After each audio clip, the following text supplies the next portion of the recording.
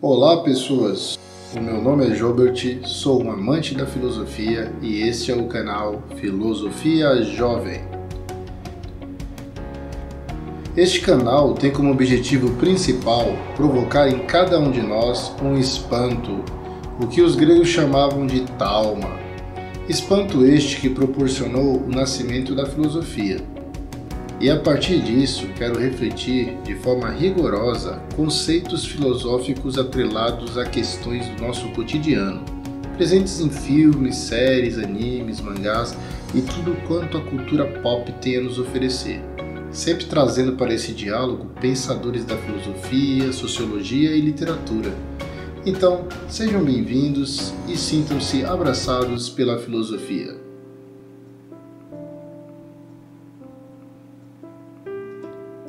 Para o vídeo de hoje, eu trago um tema que para mim é muito caro, pois trata de um assunto no qual ainda em nossa cultura ocidental é visto como um tabu, que é o suicídio. No entanto, neste vídeo, nos limitaremos apenas ao suicídio ocorrido dentro da cultura japonesa. E para isso, traçaremos uma breve investigação sobre o conceito de suicídio, as suas formas, suas causas, assim como das suas possíveis origens no contexto histórico do Japão. A finalidade é refletir sobre a importância dos animes e mangás na cultura nipônica e como eles vêm contribuindo para a construção da saúde mental dos jovens, os ajudando na superação de traumas como depressão, solidão, insegurança e até mesmo suicídio.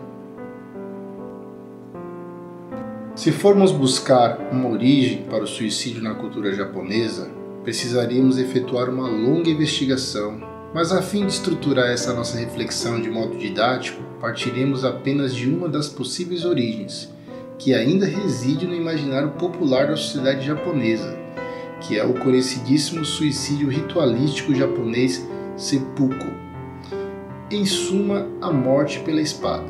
O suicídio simbolizado pelo seppuku era uma forma de dever, estava relacionado com a honra e com as possíveis falhas humanas cometidas pelos samurais, sendo os samurais um símbolo de heroísmo e adoração popular, sempre representados em diversas obras realizando o ritual do suicídio, de modo a purificar todo o possível mal infligido a uma determinada pessoa ou à própria sociedade em que vivia.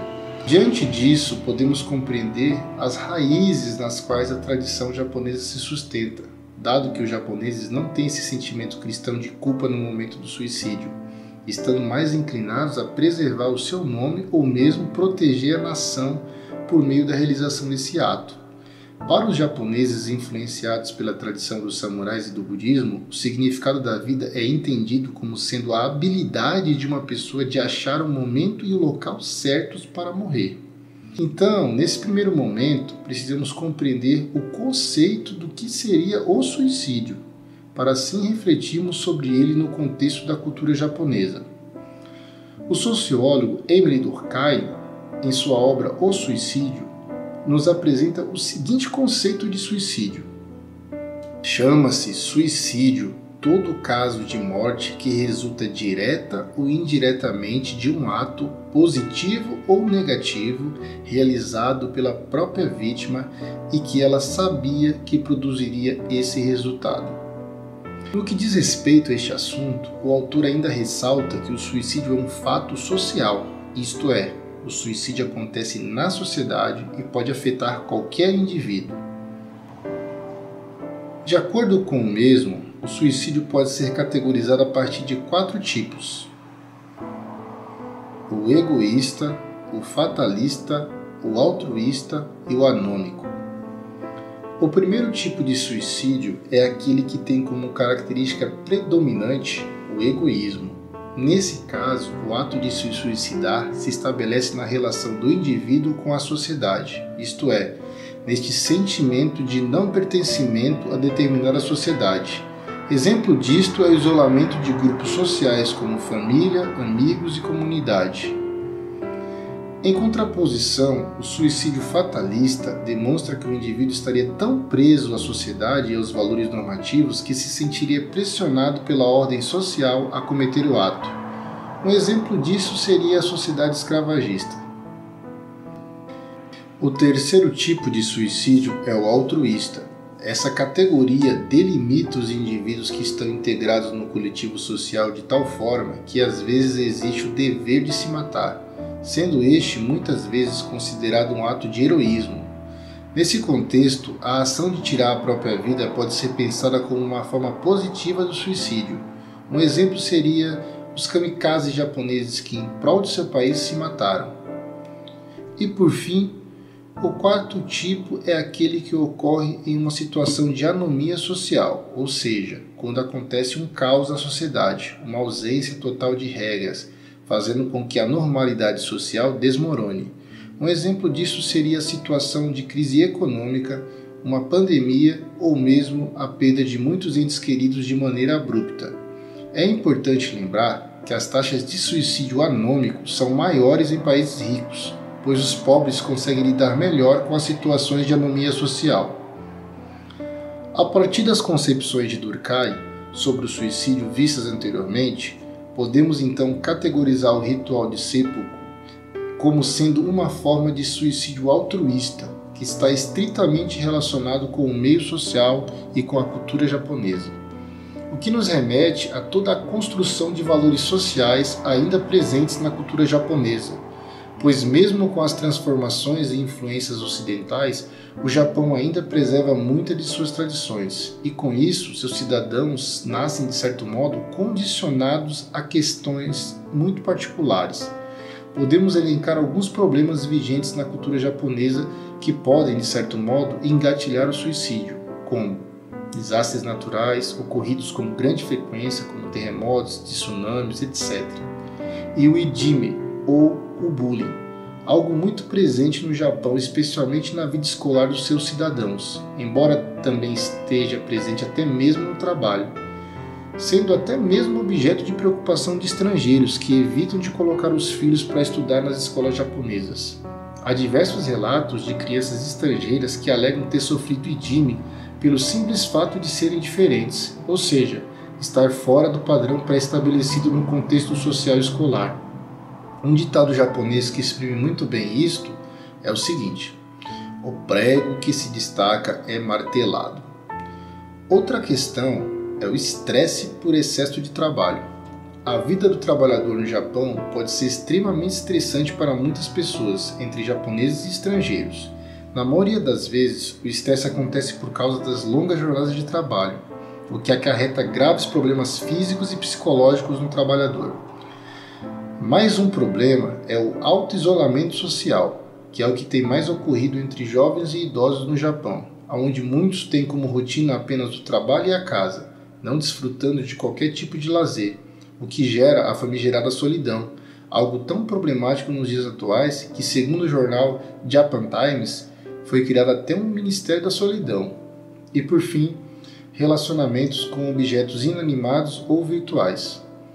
Pois muitos homens no Japão têm medo das mulheres, medo de serem rejeitados, então passam a se relacionar com bonecas, personagens de games, animes, dentre outros objetos virtuais, o que é em grande parte fruto da falta de expressar seus sentimentos, normalmente sempre reprimidos, sendo vergonhoso para um japonês falar que sofre de qualquer problema psicológico, pois ir ao psiquiatra ou mesmo ao psicólogo no contexto social japonês é sinônimo de vergonha, um tabu social.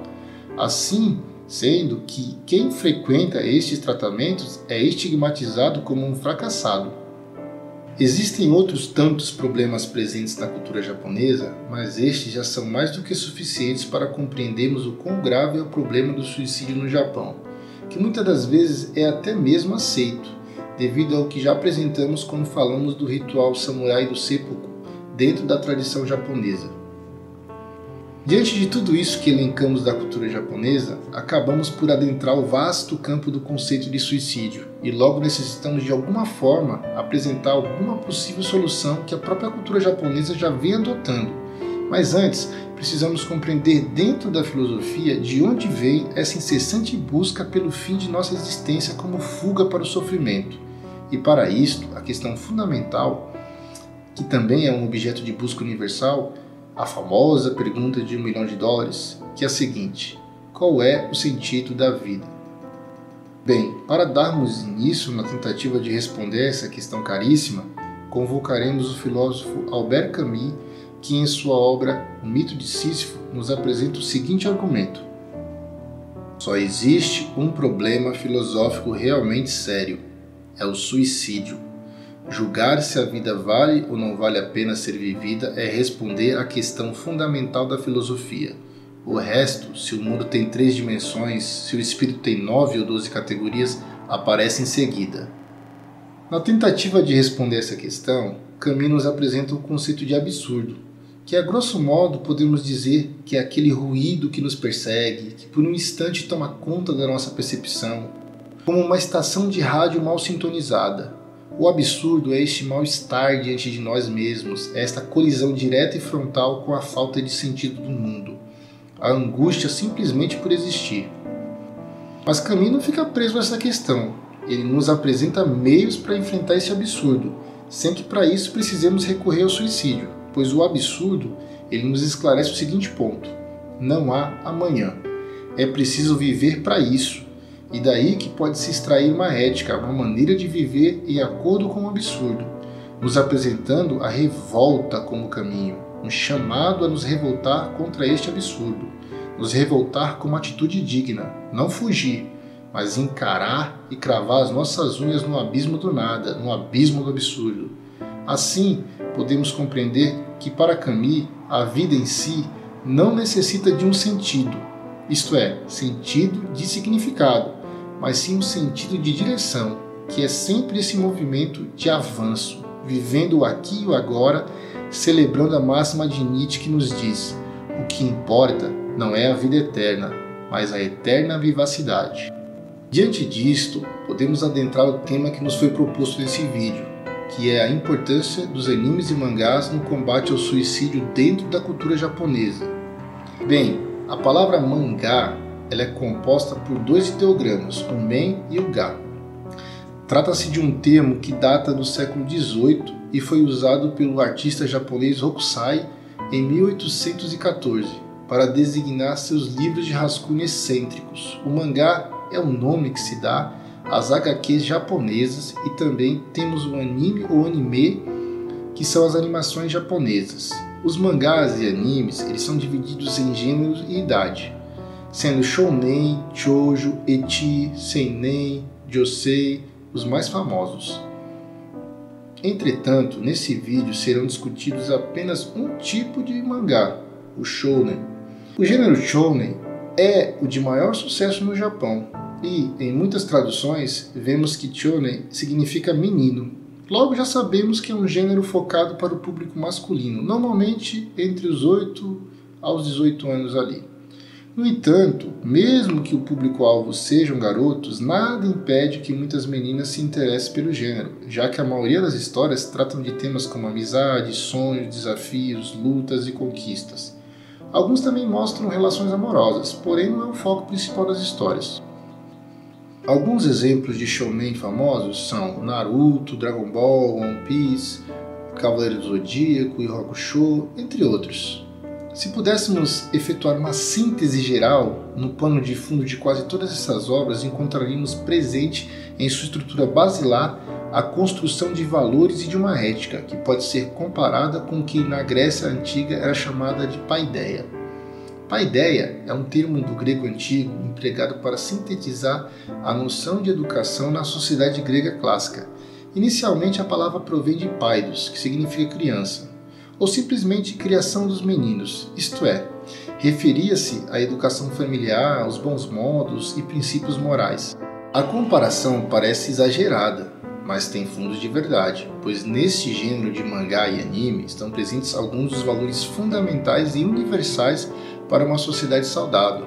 Temos a jornada do herói, que se inicia com um mundo comum, o chamado à aventura, recusa do chamado, encontro com o mentor, a travessia do primeiro limiar, provas, aliados e inimigos, aproximação da caverna secreta, a aprovação, a recompensa, o caminho de volta, a ressurreição e o retorno com o Elixir.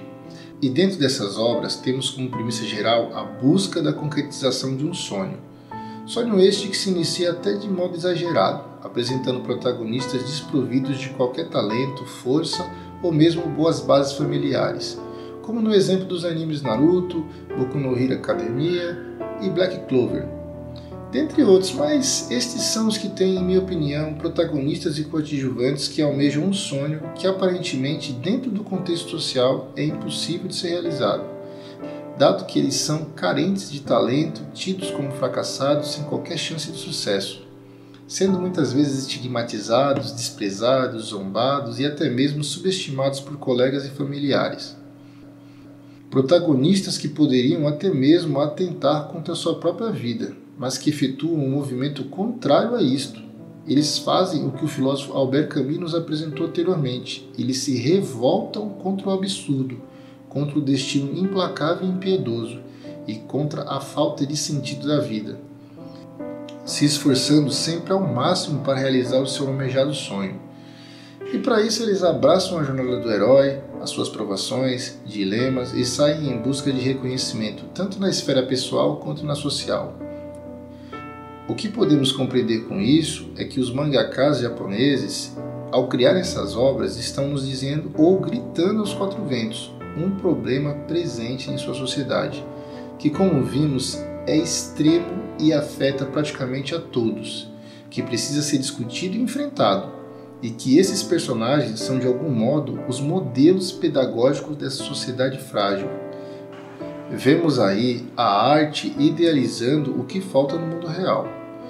Com isto, os jovens que consomem este gênero de anime projetam em si, consciente e inconscientemente, essa vontade de viver, de lutar pelo amanhã, desenvolvendo resiliência e uma capacidade de enfrentar os dilemas da vida, semelhante ao seu personagem, buscando e projetando realizar um sonho, mesmo que desprovidos de talento, sabendo que precisarão enfrentar provações, mas que nessa jornada eles não estão sozinhos, antes terão aliados, farão amigos, encontrarão um mentor, o amor de suas vidas e por fim travarão uma batalha final que costuma ser consigo mesmos.